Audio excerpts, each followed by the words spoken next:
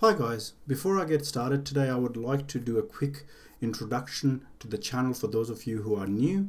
The purpose of honest, straightforward reviews is to provide consumers with unbiased and honest reviews of products.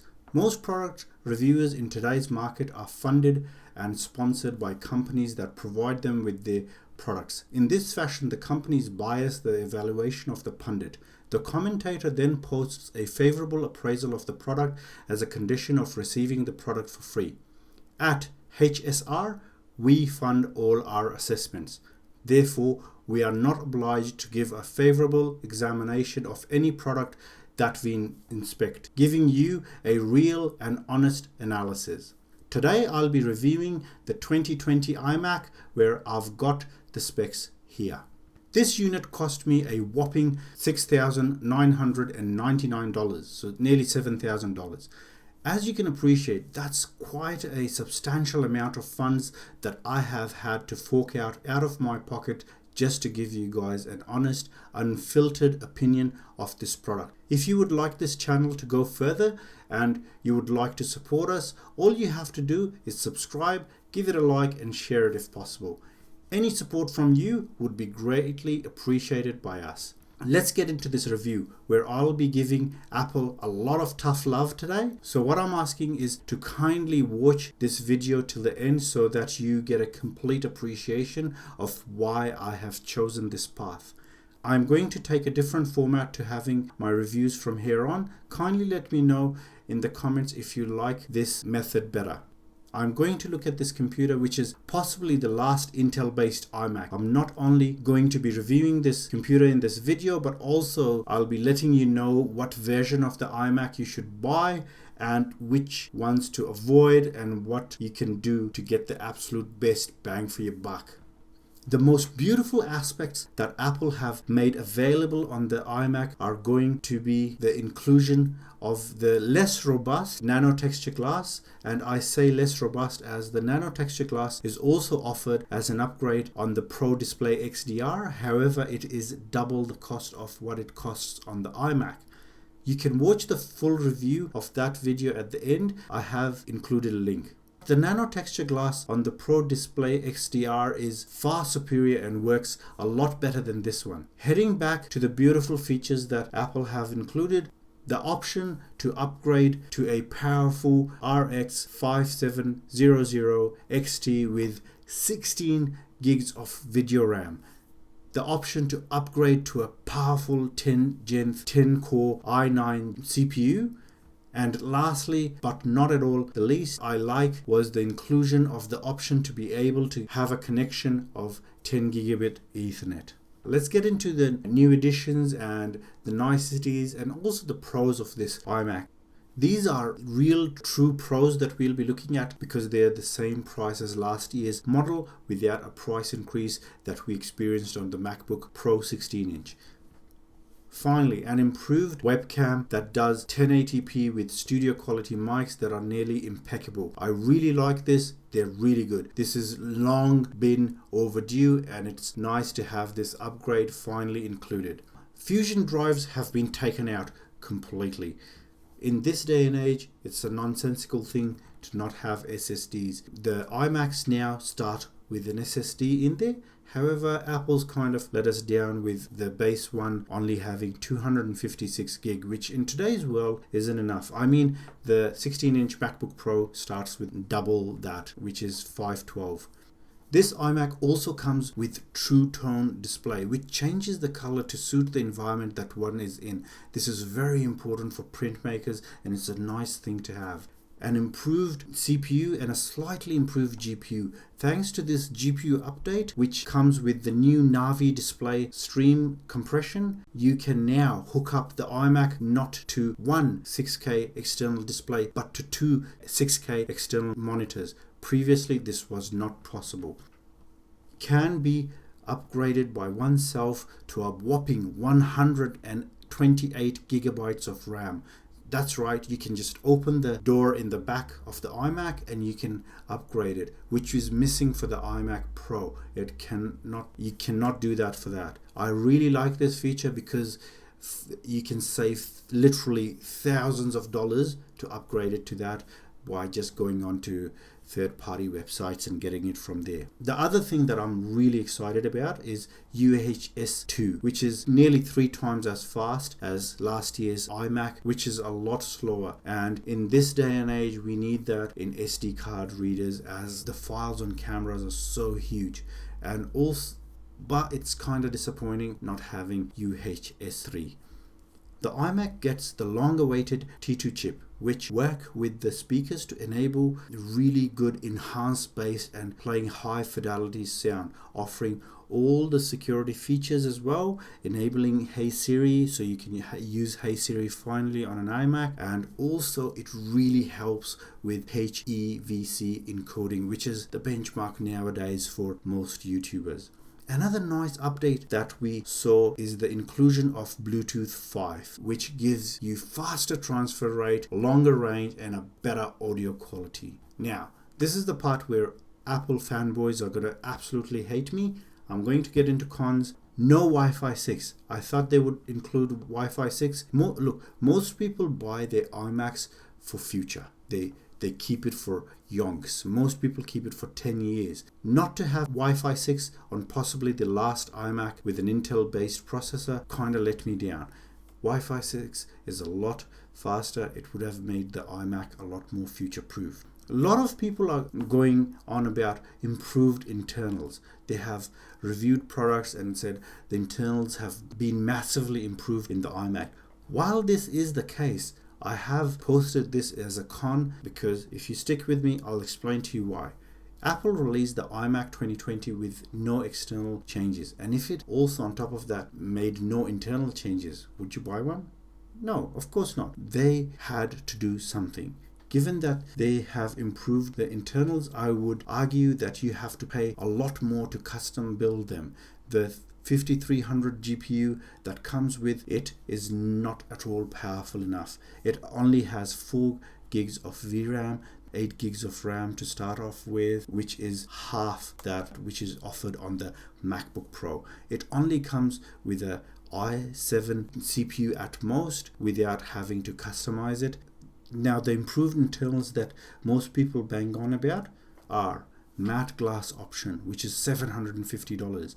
Powerful 5700 XT with 16 gigs of video RAM, the 10th gen 10 core i9 and the 10 gigabit Ethernet are all extras that, frankly, as you can see on my iMac, cost an arm and a leg. If we only look at the base iMac, then I would say it's not had that improvement that we need to see.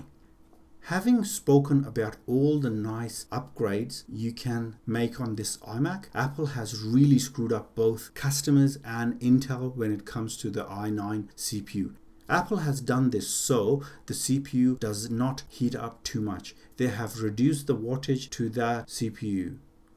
I have tested the i7 with the same GPU and the i9 with the same GPU with numerous tests, and what I found was the difference between the two CPUs were completely insignificant. This should not be the case. The i7 in some circumstances outperformed the i9, as the multi-core gigahertz were not only higher, but the i9 was also being held back by power and cooling restrictions.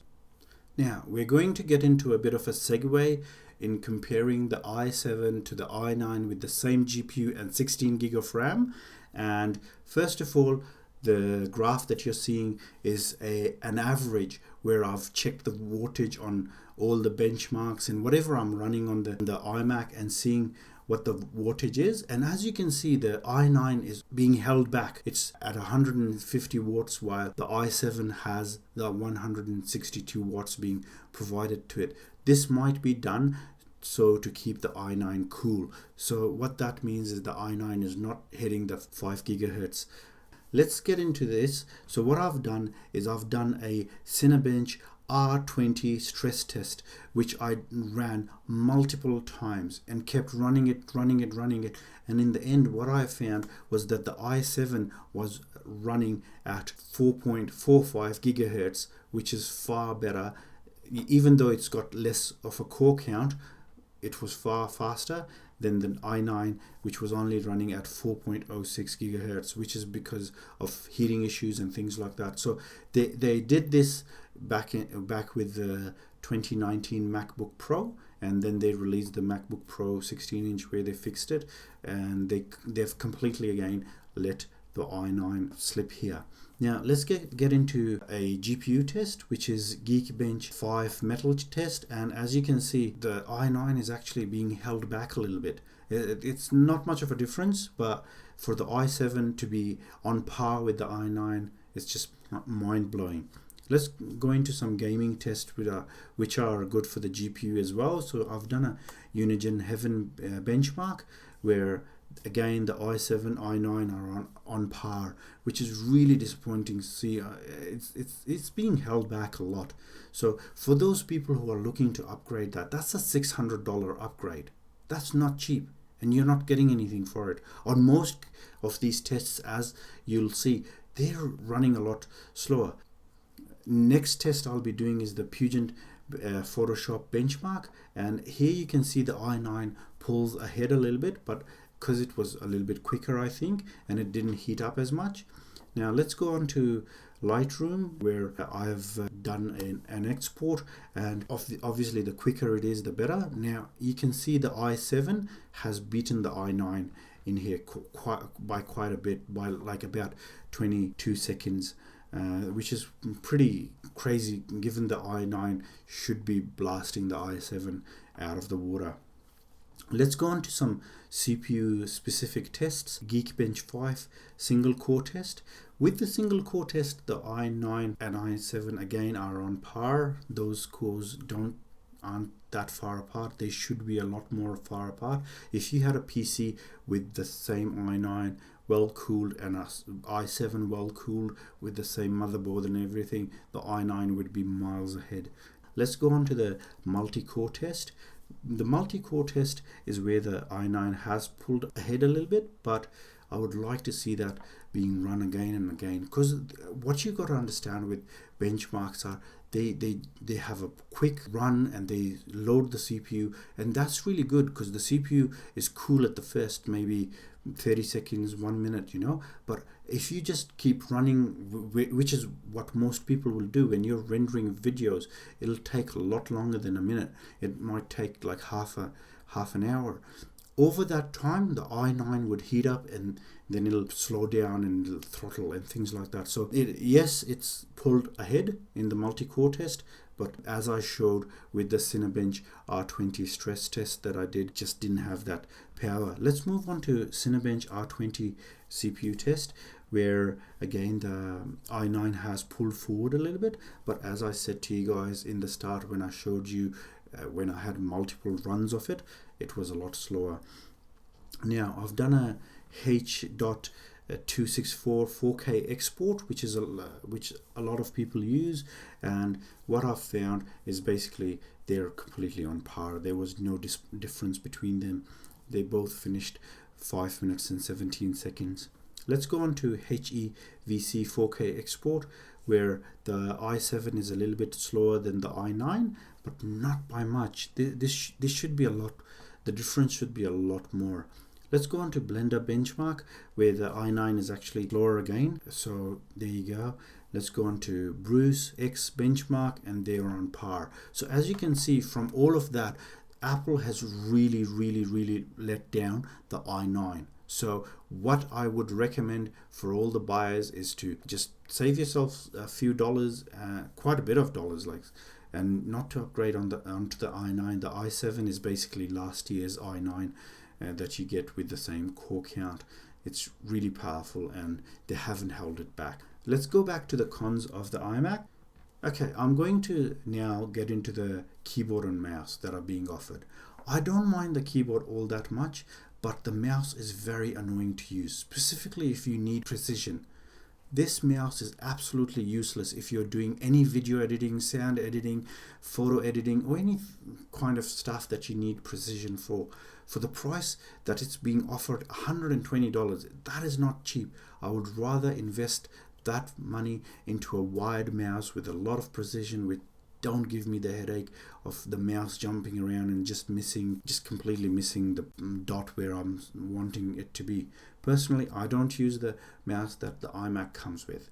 Old, outdated design that really shows its age. To be honest, the iMac sitting next to my LG external monitor with its massive bezels and an intrusive chin, this computer is an eyesore. Given that the ARM-based Macs are just around the corner, I think this iMac will get updated soon and would have a design like the Pro Display XDR, which looks a lot more up-to-date and a lot more sophisticated and modern, given when you compare it to other Apple products and even other monitors on the market. In this day and age, when a MacBook Pro comes with 4 Thunderbolt 3 ports, giving the iMac just 2 is really not good enough. Considering that the iMac's 2 Thunderbolt 3 ports use 1 bus, meaning that if you're connecting to transfer-hungry devices such as SSDs, for example, they will have half the speeds as they're sharing 1 bus. Let's get into the verdict, guys. If you need an iMac or a Mac computer right now to do what you think needed for, then this is the machine. Get it. I wouldn't say not to get this. This is a really good machine. You should still get it. Don't hold yourself back thinking, I needed this time and I'm going to wait 6 months. You might not have that passion to do that project that you want to do right now in 6 months' time. It's an absolutely wonderful machine, even with the base one without the upgrades. Upgrading it to the top tier for most people who like access to Windows Boot Camp and other benefits of having an Intel-based CPU, get it. For anyone who can wait, should absolutely wait. I think, knowing Apple, they would increase the prices of the ARM-based iMac, and I think they will also upgrade the design, possibly include Face ID and a world of updates on that. Not only that, it'll be an iMac that'll be a lot more future-proof in terms of its looks and the features that come with it. Most people buy their iMacs and keep it for around 10 years. For most people, I believe they should wait. You don't want to be stuck with an iMac that wouldn't have any app support in a year or two. The configurations that I will be recommending to firstly and foremost upgrade that GPU. The 5500 is just absolutely retarded. The 5700 XT 16 gig has a 200% increase over that one. Then what I would do is absolutely upgrade the 10 gigabit Ethernet. Even in Australia, the 5 gigahertz Wi-Fi signal is quite fast, but the 10 gigabit, when you connect it to that, it'll be faster than that. Following lastly with a SSD upgrade. The reason that I have left the SSD upgrade to the end is because you can always inexpensively plug in a external hard drive, but you can't do that with a GPU on offer. Sure, you can have a eGPU that you can plug in, but it's a really expensive setup and it's not as fast as the GPU that is connected directly to the logic board. What I would highly advise you not to upgrade, as per the tests that I've shown, is the i9 CPU. The i9 CPU has been completely wrecked by Apple due to the thermal throttling, cooling issues. It gets matched, and not only matched, on most of occasion gets outperformed by the i7 at every single turn. And lastly, I would like to address why I am recommending not to upgrade the RAMs. The reason is because the RAM prices that Apple offer are ludicrous, and at the same time they've left it for the consumer to be able to upgrade the RAMs by themselves. You should do that and take advantage of this, because I think this is the last iMac that's going to be able to do that, and after this, the ARM-based one, you would not be able to do this. Well, this is it for the video, guys. I hope you guys really liked it, and I appreciate you guys sticking to the end and watching this. Please do subscribe to the video. It does help out, and share it around. Thank you guys. Take care.